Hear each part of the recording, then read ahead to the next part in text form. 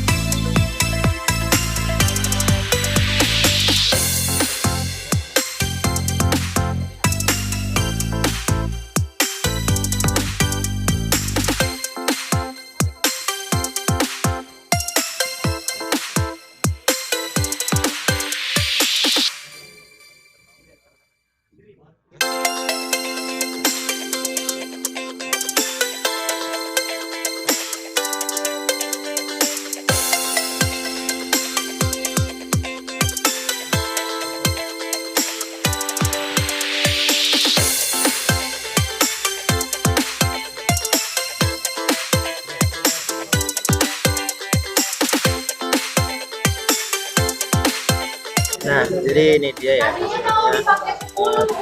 Blend intensity-nya Turbulent intensity itu ukuran atau berdimensi yang menunjukkan kekuatan atau tingkat ketidakstabilan aliran fluida. Jadi ini yang merah ini 1000 dan yang biru ini di angka 0,96. Bisa dilihat ya gambarnya, membesar ke mesin menunjukkan alirannya itu tidak stabil. Oke, itu saja dari saya, kurang lebihnya mohon maaf. Assalamualaikum warahmatullahi wabarakatuh.